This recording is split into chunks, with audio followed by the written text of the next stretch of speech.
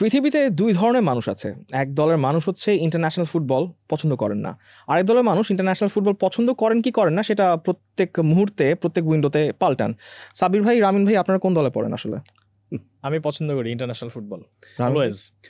মূলত ফুটবল বলতে তো ইন্টারন্যাশনাল ফুটবলই বুঝি আর কি। মানে দুইজনই আসলে আজকে ঠিক করে আসছেন যে ইন্টারন্যাশনাল ফুটবলের ফেভারে কথা বলবেন না, চক্রান্ত করে।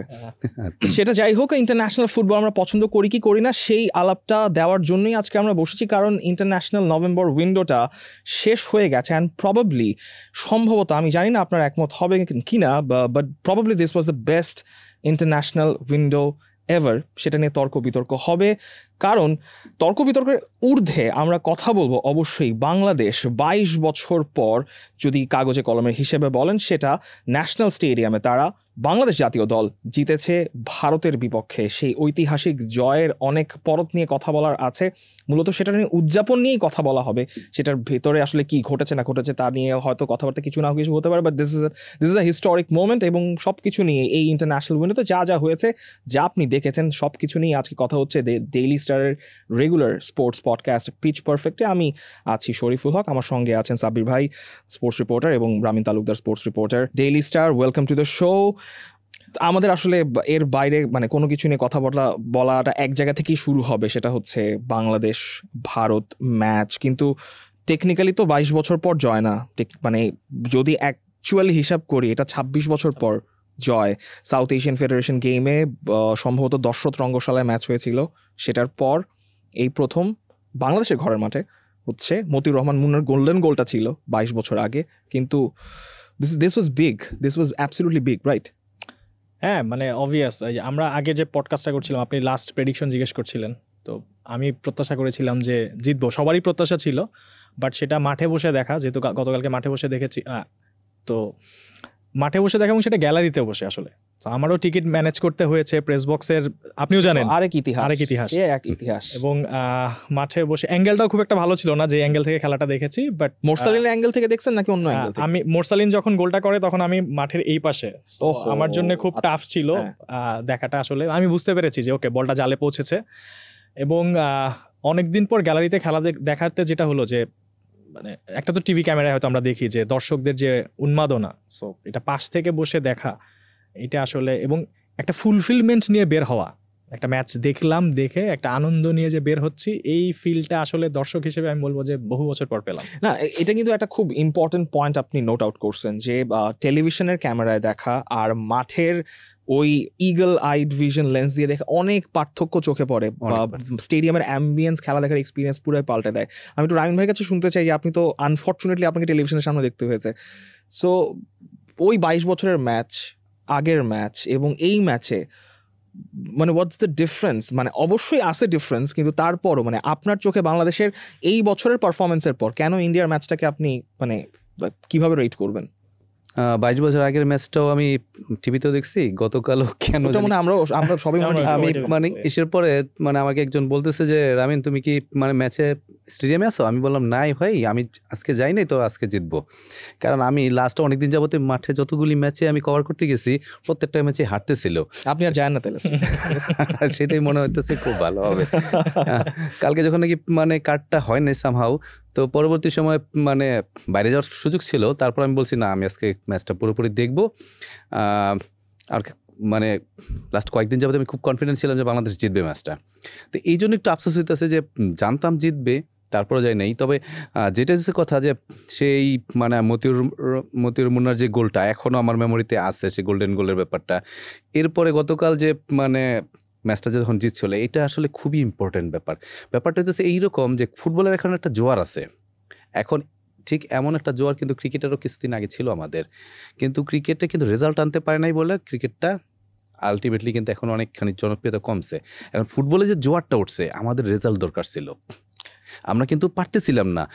কোনো না কোনোভাবে লাস্টে যে মানে একটা ডিজাস্টারের পরে আমরা মানে রেজাল্ট বের করতে পারছিলাম না। ভালো খেলতেছিলাম, প্রত্যেকটা ম্যাচ ভালো খেলতেছি, কিন্তু সামহাও আমরা পারতেছিলাম না। তো আমাদের দর্শকদের জন্য একটা রেজাল্ট দরকার ছিল, এবং সেই রেজাল্টটা গতকাল পাইছি।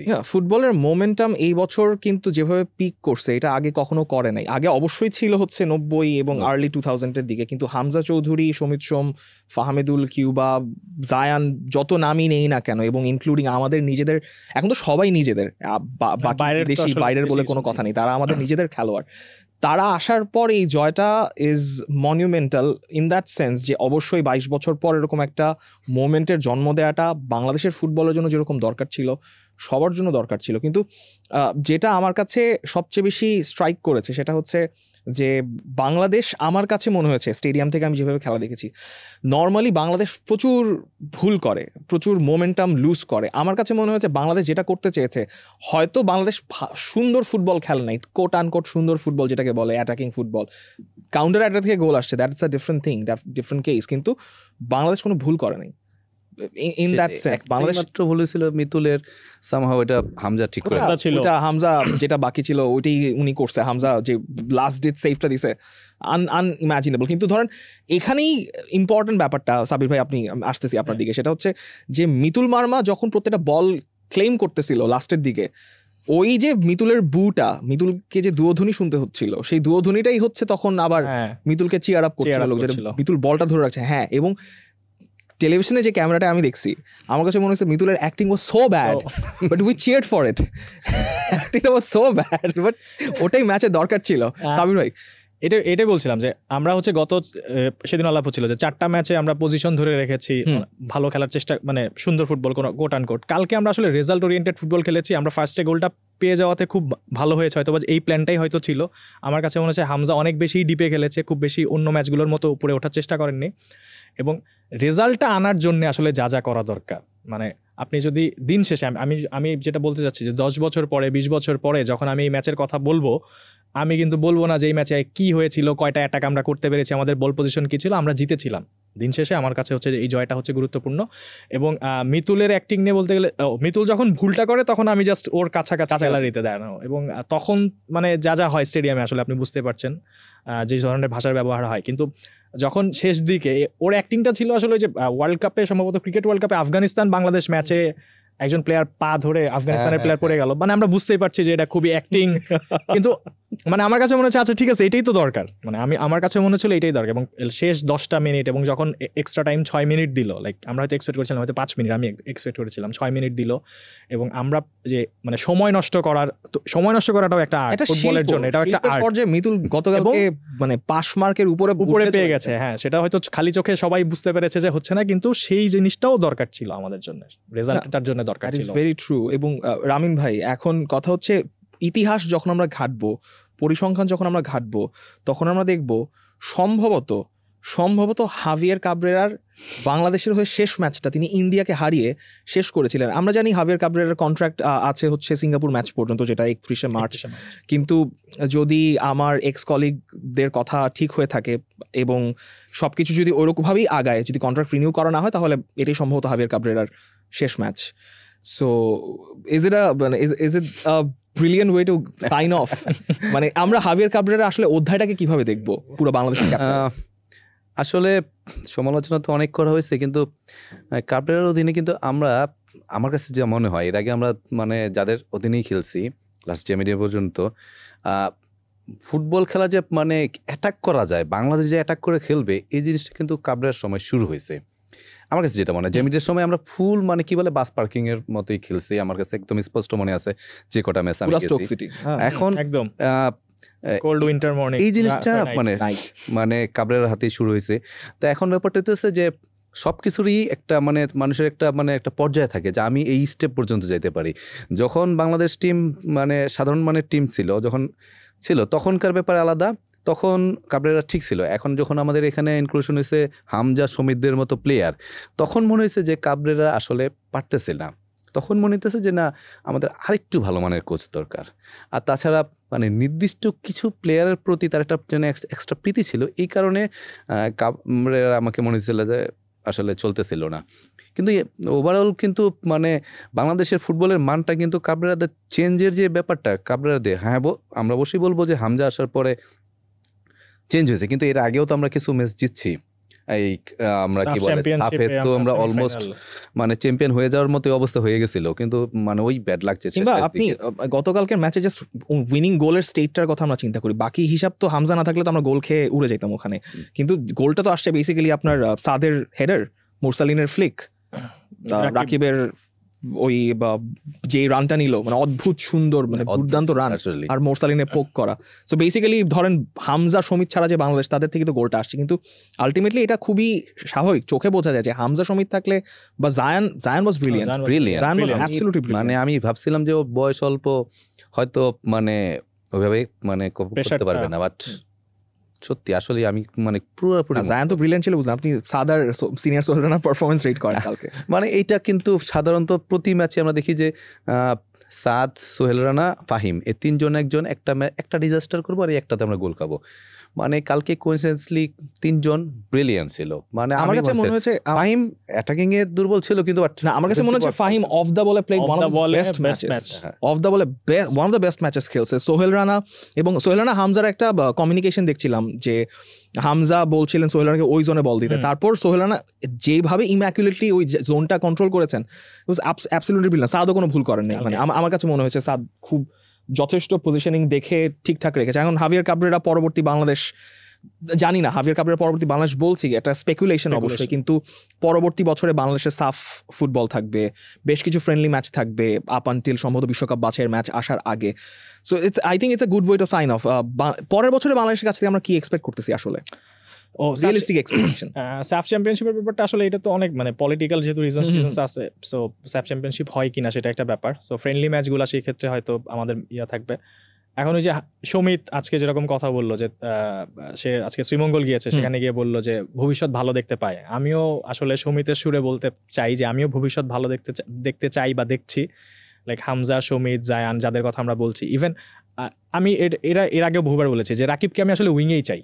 রাকিব উইংয়ে কি করতে পারে, এবং ম্যাচের আগে কিন্তু জামাল ভুঁইয়াও বলছিলেন যে he is the fastest in south Asia, এবং ওর ওই রানটা, মোরসালিনকে আমি সেন্টারেই চাই। মানে এইরকম আরও কিছু যদি আমাদের লোকাল লিগ থেকে আরও 2-1 প্লেয়ার উঠে আসে, আমার মনে হয় যে খুব বেশি মানে পাজল সলভ করতে অ্যাটলিস্ট সাউথ এশিয়া, মানে আমাদের তো ধাপে ধাপে এগোতে হবে। সো সাউথ এশিয়া সেরা হওয়া, তারপরে হচ্ছে এশিয়ান কাপের জন্য চিন্তা করা।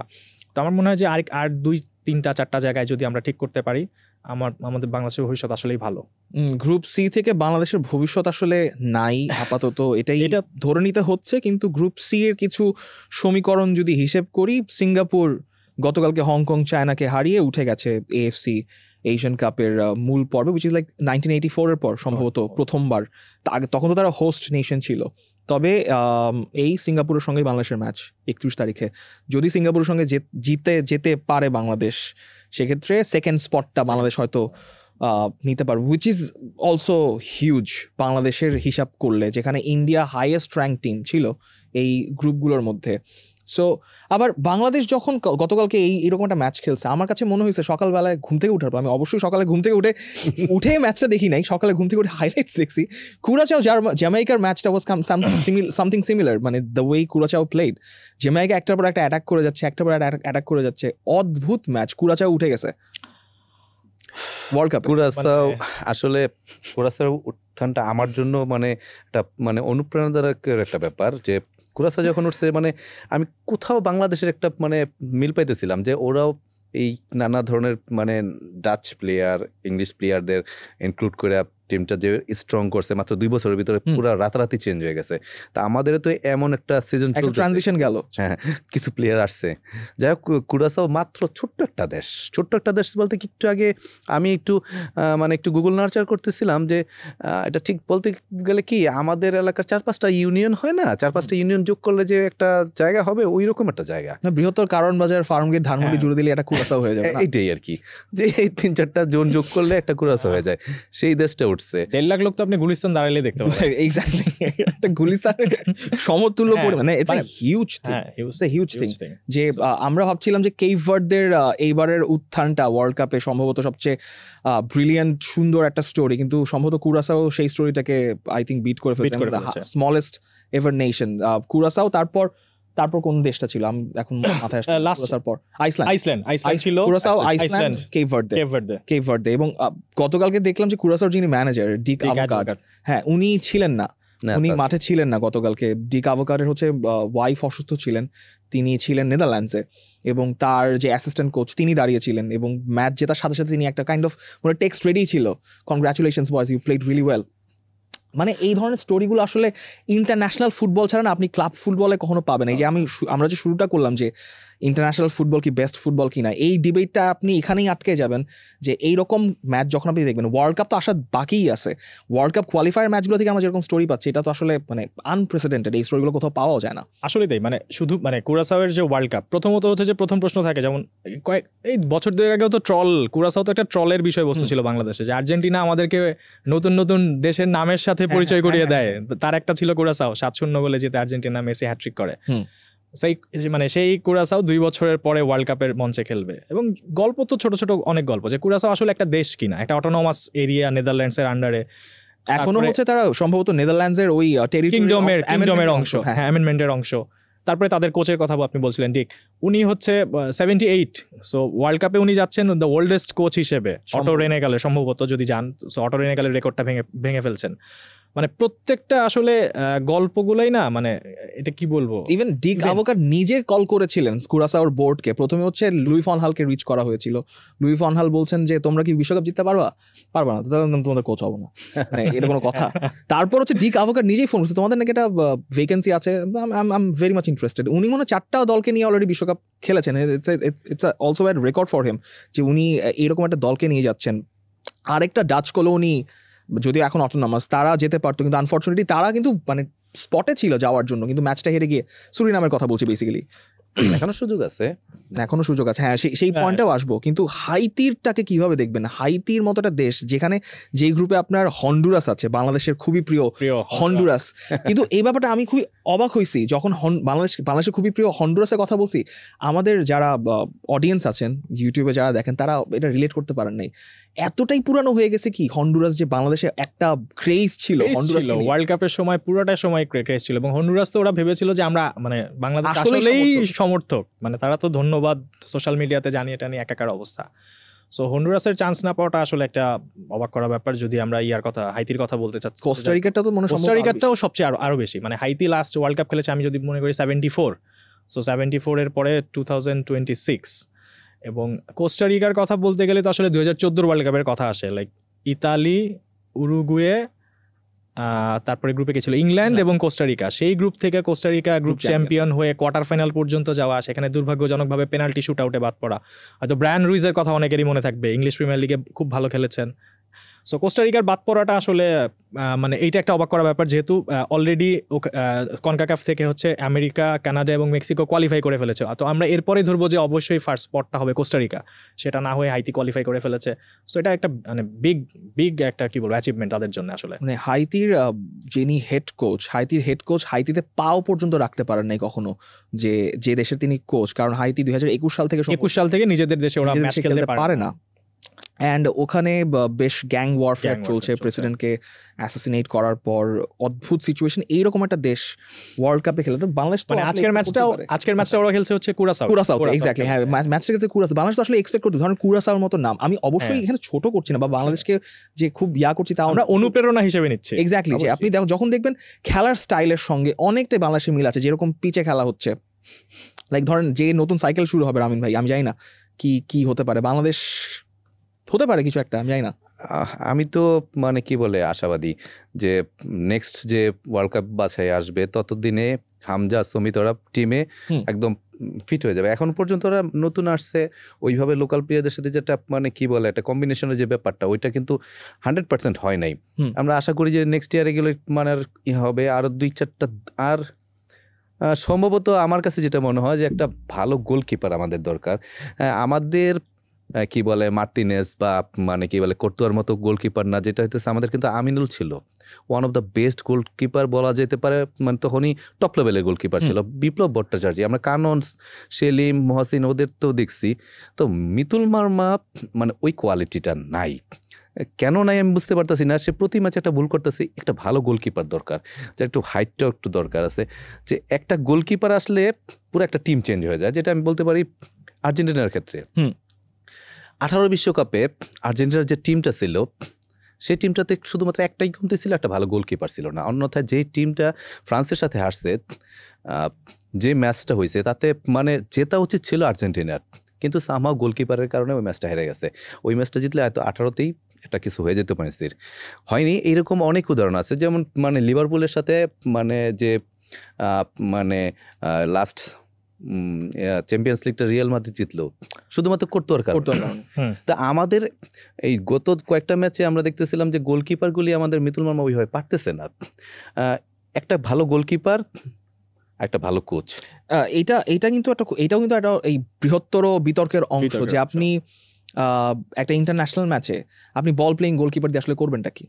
হ্যাঁ, আপনার দরকার হচ্ছে রেজাল্ট ওরিয়েন্টেড অ্যাপ্রোচ। সেখানে আমার মানে মিতুলের যে জায়গাটা সব তিনি প্রশংসা কুরান মোটামুটি, ওই জায়গায় তিনি মানে বল প্লেইং গোলকিপার, কিন্তু তারপরও গতকালকে বেশ মেজর মিস্টেক করতে হয়েছে। কিন্তু তারপর আপনার তো আসলে একজন শর্ট স্টপার দরকার ইন্টারন্যাশনাল ম্যাচে, যিনি একটার পর একটা আপনার পোস্টটা সামলায় রাখবেন। সেই হিসাব করলে আসলে মিতুল মার্মার ওই এক্স ফ্যাক্টরটা নাই যেটা জিকোর ছিল।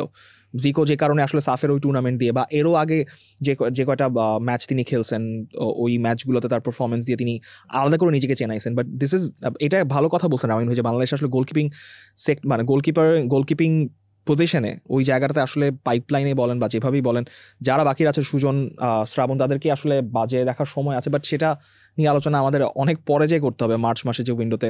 কিন্তু এই যে আমরা কনকাক্যাফ নিয়ে কথা বলছিলাম, কনকাক্যাফে উঠছে পানামা গ্রুপ এ থেকে, ওইদিকে গ্রুপ বি থেকে কুরাসাও, আর গ্রুপ সি থেকে হাইতি। আনফর্চুনেটলি জ্যামাইকাও ভালো পজিশনে ছিল উঠার জন্য, জ্যামাইকা পারলো না। সুরিনাম, তারা হচ্ছে ইন্টার কনফেডারেশনাল প্লে অফ খেলো। ইন্টার কনফেডারেশনাল প্লে অফে কোনো নাম দেখে খুব অবাক হয়েছেন সাবির ভাই?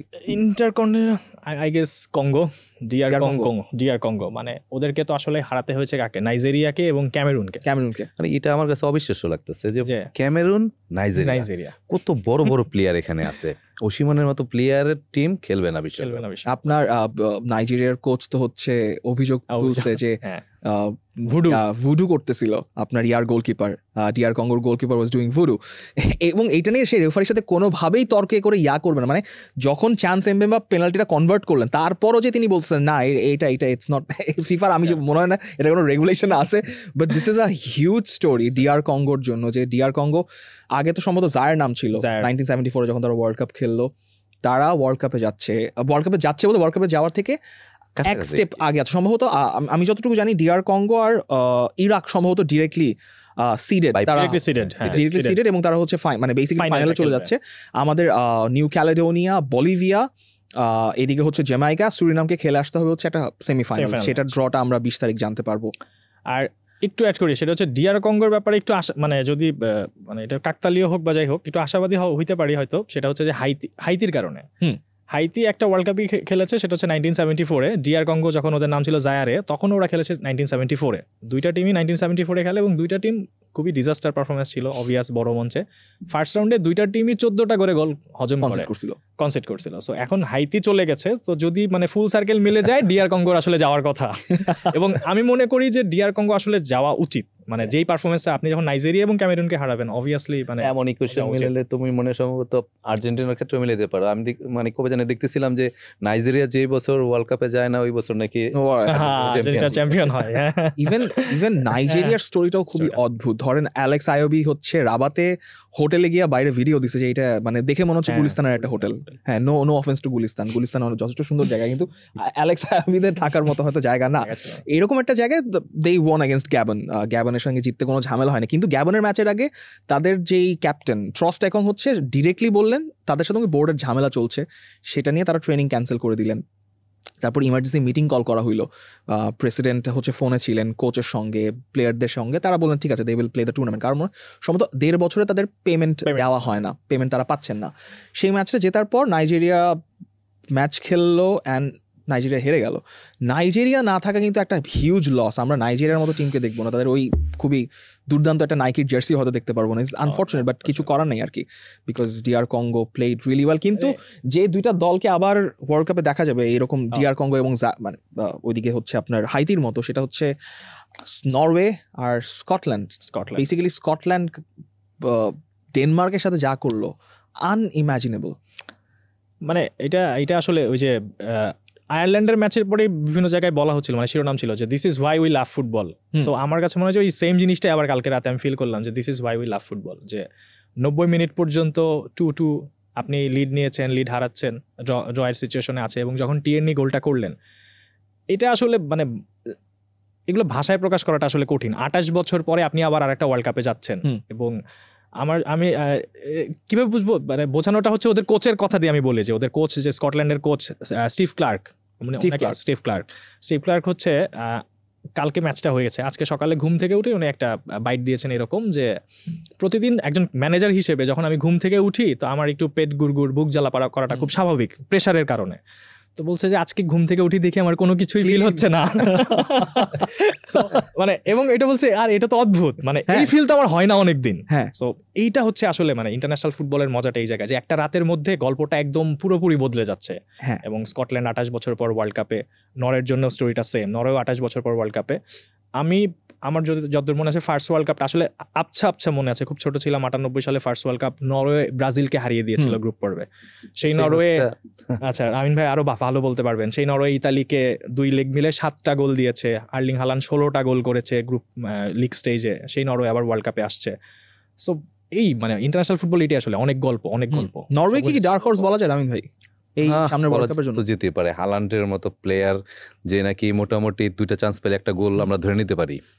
যাক, নরওয়ের ব্যাপারটা যেটা আমি বলতেছি, মানে কি বলে একটা স্মৃতি আর কি আমার, যে ওই 98 ওয়ার্ল্ড কাপে যখন ব্রাজিলের সাথে মানে একটা মানে পেনাল্টি দেওয়া হয় ওদের বিপক্ষে, তখন রোবার্তো কার্লোস রোনালদোরে দেখায় বলতেছিল, মানে রেফারির দেখায় বলতেছে মাথাটা এইভাবে, মানে সেটা আমাদের মাঝখানে ফ্রেন্ড সার্কেলে যখনই কেউ কোনো মানে একটু উল্টো বলে মানে এখনো মানে পড়ে গেছে। তো সেই যে মানে এটা মানে অদ্ভুত একটা স্মৃতি ছিল, ব্রাজিলের মতো টিমের হারাই দিয়েছে। তো তখন নরওয়ে মানে খুব ছোট দল ছিল, কিন্তু এবার কিন্তু ওরা মনে হইতেছে যে ওই অত ছোট না, এবার কিছু একটা করে ফেলতে পারে। আমি কোয়ার্টার ফাইনাল পর্যন্ত দেখতে পাচ্ছি নরওয়ে, যদি সবকিছু তাদের ফেভারে থাকে Norway can easily move on to the quarter finals. তারপর তো না হয় আরো যাত্রা আছে, বাট বেসিক্যালি ইউরোপ থেকেই তো most of the teams qualify করেছে এই উইন্ডোতে। আমরা জার্মানিকে পেয়েছি, অতটা হয়তো আনসার্টেনিটি ছিল না, কিন্তু স্লোভাকিয়ার ম্যাচ তাও একটা ছিল। সুইজারল্যান্ডকে পেয়েছি, আমরা স্কটল্যান্ডকে পেয়েছি, যেখানে ডেনমার্ক স্কটল্যান্ডের ম্যাচটা স্কটল্যান্ড গ্রিসের কাছে হেরে গেল 3-2 গোলে। ওইদিকে ডেনমার্ক হচ্ছে বেলারুসের সঙ্গে ড্র করলো। So it was a do or die match. অদ্ভুত, মানে আমি মানে রাত জাগা সার্থক, কারণ এই বাংলাদেশের ম্যাচ দেখে এসে এই ম্যাচ দেখা রাত জাগা সার্থক। ফ্রান্স কোয়ালিফাই করেছে, সেটা নিয়ে কোনো সন্দেহ নেই। স্পেন টার্কির সঙ্গে 2টা গোল কনসিড করলো, একমাত্র একটা ম্যাচেই তাও 2টা গোল কনসিড করে গেল। পর্তুগাল কোয়ালিফাই করে গেছে, অ্যাবসলিউট ড্রামা উপহার দেওয়ার জন্য খুবই ধন্যবাদ। যেটা আয়ারল্যান্ডের ম্যাচে আসতেছে, আয়ারল্যান্ডের ম্যাচে নেদারল্যান্ডস কোয়ালিফাই করেছে। অস্ট্রিয়া 79 মিনিট পর্যন্ত মনে হচ্ছিল যে প্লে অফ খেলবে, শেষ পর্যন্ত গ্রেগরিচের গোলে হচ্ছে তারাও কোয়ালিফাই করেছে। Norway, Belgium, England, Croatia. এইদিকে প্লে অফ স্পট পেয়েছে Slovakia, Kosovo, Denmark, Ukraine, Turkey, Ireland, Poland, Bosnia, Italy, Wales, Albania, চেক রিপাবলিক অনেকদিন পর আবার তারা ইয়াতে খেলবে, Sweden, Northern Ireland, North Macedonia, Romania হচ্ছে নেশনস লিগের বার্থের কারণে তারা প্লে অফ রাউন্ডে গেছে। এক এক করে আসি। আয়ারল্যান্ড, ট্রয় প্যারেট কি করবো? এইটা আসলে মানে ট্রয় প্যারেটকে কিভাবে ব্যাখ্যা করবো আসলে বুঝতে পারছি না। মানে আয়ারল্যান্ড 4টা ম্যাচ হয়ে যাওয়ার পরে তো আয়ারল্যান্ডের কোনো মানে কে আমাদের আশা দেবে, কে ভরসা দেবে এরকম কেউ ছিল না, মানেই নেই, ইকুয়েশন নাই। মানে আপনার লাস্ট ম্যাচ আপনি পর্তুগালের সাথে খেলবেন একটা, এবং লাস্ট ম্যাচটা খেলবেন হচ্ছে আয়ারল্যান্ড কাকে হারালো, হচ্ছে লাস্ট ম্যাচটা হাঙ্গেরিকে হারালো। সো পর্তুগালে আপনি 2-0 জিতলেন, এবং এখানে 3-2 জিতলেন, এবং 5টা গোলই হচ্ছে ট্রয় প্যারেটের। মানে সিঙ্গেল হ্যান্ডেডলি একটা প্লেয়ার, মানে সিঙ্গেল ফুটেডলি মানে না, আমি এখানে বুঝতেছি না ওরা আর্মেনিয়ার কাছে কিভাবে আসছে, আমার এটা মাথায় গৌরবময় অনিশ্চয়তার খেলা। This is the beauty of the international football. আপনি জানেন আসলে মানে যেই ইকুয়েশন নিয়ে আমরা ধরি, আমরা কেউ চিন্তাও করিনি পর্তুগাল 2-0 গোলে আয়ারল্যান্ডের কাছে হেরে যাবে, কেউ চিন্তাও করে নাই। মানে ইভেন আপনাকে আসলে ক্রিস্টিয়ানো রোনালদোকে একটা ধন্যবাদ দিতে হবে, তিনি তো নিজে অ্যাবসলিউট সিনেমা ক্রিয়েট করেন তার পারফরমেন্স দিয়ে, তিনি বাকিদেরকেও ক্রিয়েট করার সুযোগ করে। ওই লাল কার্ডটা না হইলে মানে এই অ্যাবসলিউট সিনেমাগুলো হয় না আসলে। সো বাট মানে হাঙ্গেরি আয়ারল্যান্ডের ম্যাচটাও আমার সৌভাগ্য যে আমি মানে কাজ করতে করতে বসে আমি দেখতেছিলাম, যে পরে দেখলাম যে ট্রয় প্যারেট সেকেন্ড গোলটা করলো, ইকুয়ালাইজ করলো। এর মাঝখানে এইদিকে হাঙ্গেরি একটার পর অ্যাটাক করেই যাচ্ছে। জাস্ট কুমিন ক্যালেহার লাস্ট মোমেন্টে, লাস্ট মিনিটে 5 মিনিটের একটা ফ্লিক করলেন, বল বক্সে আসলো, এবং সিম্পল টো টাচের চাইতো কম টো টাচে ট্রয় প্যারেট গোল করলো। মানে দিস ইজ অ্যাবসলিউট ম্যাডনেস। মানে ওইটাই একটা স্ট্রাইকারের যে বৈশিষ্ট্য, সে রেডি থাকবে যে আমি একটা ছোট একটা সুযোগ পেলেই আমি সেটা কাজে লাগাবো। মানে ওই পজিশন থেকে জাস্ট একটা টাচ, সে একটা জাস্ট গাইড করে দিচ্ছে বলটা। গোলকিপার ছিল, মনে হচ্ছিল যে আমার ফার্স্ট হাফ তো পৌঁছাতে পারবে না ওই পর্যন্ত, কিন্তু না, সে টাচটা ঠিকই দিয়ে দেয় এবং বাকিটা তো আসলে যা হলো সেটাই। কিন্তু আমরা যেহেতু একটু যারা ইয়াতে কোয়ালিফাই করেছে, প্লে অফ রাউন্ডে কোয়ালিফাই করেছে, তাদের নিয়ে একটু কথা বলতেই পারি, because Italy is going to play another play of, এবং সেখানে তাদের পুরনো বন্ধুরা বসে আছে, নর্থ ম্যাসেডোনিয়া যাদের কাছে তারা 2022 হেরে বাদ পড়ে গেছে, সুইডেন যাদের কাছে তারা 2018 হেরে বাদ পড়ে গেছে, এবং সম্ভবত নর্দার্ন আয়ারল্যান্ড এবং নর্দার্ল্যান্ডের কাছে 1958 সালে খেলে বাদ পড়ে গেছে, 58 ওয়ার্ল্ড কাপ কোয়ালিফাই করতে পারে। রোমানিয়ার সঙ্গে সম্ভবত কোন একটা হিস্ট্রি আছে। ইতালির কি হবে এবার রামিন ভাই? রামিন ভাই কিন্তু ইতালি ফ্যান, তাহলে তো রামিন ভাই বলার জন্য পারফেক্ট ক্যান্ডিডেট। সেটা কি মানে ব্যাপারটা দেশে আমরা তো অভ্যস্ত, 18 গেল 22 গেল, তো এটা তো হয়েই আসতেছে। তো ব্যাপারটা হচ্ছে যে মানে ইটালির ওই মানে একটা সময় যেটা ছিল যে আর যাই হোক অ্যাটাকিং লাইনে যারাই থাকুক, ডিফেন্স লাইনটা থাকতো মারাত্মক শক্তিশালী, একটা দুর্গের মতো। সেই জিনিসটা আসলে নাই এখন আর। এবার আপনি পাচ্ছেন মানচিনিকে, এবার আপনি পাচ্ছেন বাস্তোনিকে, মানে প্লেয়ার কিন্তু আছে, basically there are players, characters আছে। কিন্তু ব্যাপারটা হচ্ছে যে মানে ম্যাচে তারা মানে একটা এরর করে ফেলতেছে, মানে প্রতি ম্যাচে মানে নরওয়ের সাথে 7টা গোল খাওয়া, বুঝতে পারতেছি নরওয়ে ভালো টিম, নরওয়ের কাছে 7টা গোল খাওয়া মানে আসলে। তো সব মিলে আসলে আমি খুব একটা আশাবাদী না। ব্যাপারটা আপনি কি ওয়ার্ল্ড কাপে দেখতেছেন ইতালিকে, নাকি প্লে অফ থেকে আবার টাটা বাই বাই? আমিও টাটা বাই বাই দেখতেছি আসলে। না, আপনাকে আপনার টাটা বাই বাই দেওয়া যাবে না, বোল্ড ডিসিশন। ইতালি বাট আমার কাছে আই বিলিভ, ধরেন এই যে আমরা কথা বলতেছিলাম যে আসলে ক্লাব ফুটবলের কিছু জিনিসপত্র আসলে ন্যাশনাল ফুটবলে কাজে লাগে না, it's always collective over the tactics. So সেই ক্ষেত্রে আসলে গাত্তুসো, বুফন এবং হচ্ছে বনুচ্চির যে ট্রায়োটা ইতালির ব্যাকরুম স্টাফ হিসেবে, আই থিঙ্ক যদি লঙ্গার রানে এইটা একটা টুর্নামেন্টে যেতে পারে, যদি ওয়ার্ল্ড কাপে কোয়ালিফাই করে, আই বিলিভ মানে ইতালির পক্ষে অ্যাটলিস্ট কোয়ার্টার ফাইনাল পর্যন্ত যাওয়া সম্ভব, বা সেমিফাইনাল পর্যন্ত। সেটা আমরা আলোচনা করছিলাম যে আসলে আমি আসার সময় বলতেছিলাম যে ইতালি যদি কোয়ালিফাই করতে পারে মানে এটা লম্বা রান দেবে একদম। আমার ধারণা সেমি, মানে ওরা বড় টুর্নামেন্টে ভালো খেলে, কিন্তু আপনি স্পেন জার্মানিকে গণায় ধরতেছেন না, তাহলে ইংল্যান্ডকে গণায় ধরতেছেন না? না, ইংল্যান্ড আমি কখনোই গণা ধরি না, ওটা বাদ। মানে স্পেন জার্মানি ঠিক আছে, কিন্তু ইংল্যান্ড ব্যাপারটা হচ্ছে ওই যে এইবার মানে প্রতি বছরই দেখি যে ফিক্সচারটা এমন থাকে, 7-8টা ছোট দল, এদের সাথে 7-8টা করে গোল দিব, সব মিলে 64-65টা গোল নিয়ে যাইবো, ওইখানে যে হ্যাঁ জানি। আমার কাছে মনে হচ্ছে Spain I think sure shot semifinal. জার্মানির ব্যাপার আমার ভালো। জার্মানির আসলে গোল স্কোরিং এর তো একটা প্রবলেম, মানে জার্মানির আমরা কি জানতাম যে 10টা ছোট একটা টিম পেলে বা বড় টিমের সাথে 4টা 5টা 6টা 10টা, এখন তো আসলে ওদের স্ট্রাইকিং এর একটা প্রবলেম আমরা অনেকদিন ধরেই দেখতে পাচ্ছি। এখন অবশ্য ভোল্টেমাটা আছে, গোল করছে, ওইটা একটা জায়গা, উইং থেকে হয়তো গোল আসছে। আমার কাছে মনে হয় জার্মানির এখন মানে পারফেক্ট 9 যে ভোল্টেমাটা যদি ওটা মানে পাজলটা করতে পারে, আমার মনে হয় যে they have a very good chance. কিন্তু জার্মানির হয়ে অ্যাটলিস্ট নিজের সমালোচনাগুলোর একটা মোক্ষম জবাব দিয়েছেন ফ্লোরিয়ান ভির্টজ। আমার কাছে মনে হচ্ছে নাগেলসমানও ভালো মতো ডিফেন্ড করেছেন। মানে দরকার আছে, আপনি একটা প্লেয়ারকে কর্নার করে ফেলে যেভাবে তুলোধুনো করতেছেন, ফ্লোরিয়ান ভির্টজ ওই লেভেলের প্লেয়ার, ইভেন ইয়াও ভালো খেলেছেন। লাস্ট ম্যাচটা তো ফ্লোরিয়ান ভির্টজ খুবই ভালো খেলেছে, যে লং বল যেটা দিল আসলে দুইটা পাস, আমার যত মনে আছে 2টা পাস খুবই ভালো খেলেছে। সো ওইটা ওর জন্য আসলে দরকারও ছিল। মানে লিভারপুলে যাওয়ার পরে লিভারপুলের ফর্মও ভালো না, ফ্লোরিয়ান ভির্টজও সবাই বলছে যে এত টাকা দিয়ে প্লেয়ার গোলও করতে পারছে না, অ্যাসিস্টও করতে পারছে না। তো হয়তো বা এটা একটা ওর জন্য একটা আবার মানে যেটা হয় পারফরমেন্সটা, ছন্দটা খুঁজে পাওয়ার, নতুন একটা জায়গায় যেহেতু গিয়েছে সেখানে একটা প্রেশার আছে, হয়তো ওই ছন্দটা তো সে মানে উনি খুঁজে পাবেন। এক্স্যাক্টলি। জার্মানি কোয়ালিফাই করে গেছে, সো আপাতত তাদের ওটা নিয়ে মাথা ব্যথা নেই। কিন্তু আমাদের মার্চ মাসে আরো অনেকগুলো ফুটবল ম্যাচ দেখতে হবে। মার্চ মাসে আমাদের ইউরোপিয়ান কোয়ালিফিকেশনস থাকছে প্লে অফের 16টা টিমের, যেটার ড্রটা আমরা কালকে মানে 20 তারিখ জানতে পারবো। আমরা জানতে পারবো হচ্ছে ইন্টার কনফেডারেশনাল প্লে অফে কে কার সঙ্গে খেলছে। তার মধ্যে থেকে একটা দলই বাদ পড়ে যাচ্ছে, সেটা লাস্টেই রেখেছি, ইরাক 86 এর পর আবারও জাস্ট 1-2টা ম্যাচ দূরে আছে ওয়ার্ল্ড কাপ খেলা থেকে।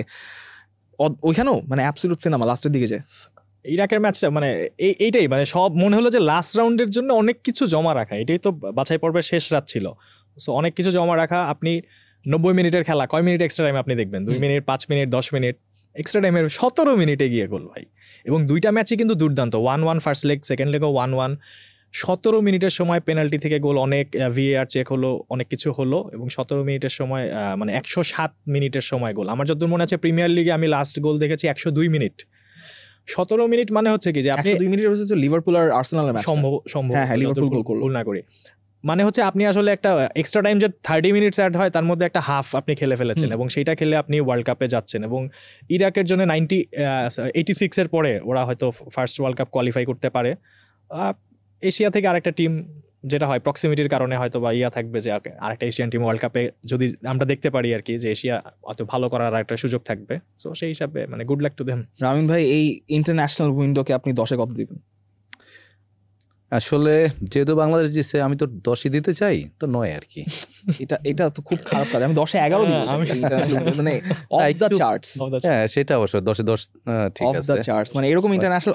আমার কাছে মনে হয় যে ওয়ার্ল্ড কাপের মাসটা বাদ দিলে আমি সম্ভবত এই 1.5 সপ্তাহ পুরো ফুটবলের ভিতরে ছিলাম, রিগার্ডলেস আমার যে অন্য যে কাজই থাকুক না কেন। বাট মানে this was absolutely one of the best. তো অবশ্যই আমার কাছে মনে হয় যে এইটা মানে one of the best football week we've ever had. 20 তারিখ বেসিক্যালি ড্রটা হচ্ছে, 42টা দল আমরা পেয়ে গেছি, বাকি 6টা দল 4টা প্লে অফ থেকে আসবে ইউরোপিয়ান কোয়ালিফিকেশন থেকে, 2টা inter confederation play of. I think আমাদের সে সময় আবার অনেক কথাবার্তা বলার থাকবে। আপাতত এখানেই হয়তো আমরা একটু ইতি টানতে পারি আমাদের এক্সাইটমেন্টের। বাট দর্শক যারা দেখছেন বা দেখবেন তারা জানিয়ে দিতে পারেন আপনাদের এই পুরো নভেম্বরের ইন্টারন্যাশনাল ব্রেক নিয়ে কীরকম লেগেছে। বাংলাদেশের জয় নিয়ে তো কথাবার্তা হবে, অন্য যেগুলো ম্যাচগুলো দেখেছেন যদি কোনো কিছু মিস করে গিয়ে থাকি সেগুলো নিয়েও কথা জানাতে পারেন আমাদের কমেন্ট সেকশনে। সাব্বির ভাই, রামিন ভাই, আপনাদেরকে অসংখ্য ধন্যবাদ আজকের পিচ পারফেক্টের এপিসোডে আসার জন্য। এবং দ্য ডেইলি স্টারের পিচ পারফেক্ট আপনি দেখতে পারবেন দ্য ডেইলি স্টারের সকল সোশ্যাল মিডিয়া প্ল্যাটফর্মে। তবে যদি ডেইলি স্টারের যে কোনো মুহূর্তে আপডেট পেতে চান তবে ভিজিট করুন দ্য ডেইলি স্টার .net এর ওয়েবসাইট এবং একই সঙ্গে ফলো করে রাখুন the daily star .net Facebook page, subscribe করুন দ্য ডেইলি স্টার .net এর ইউটিউব চ্যানেল।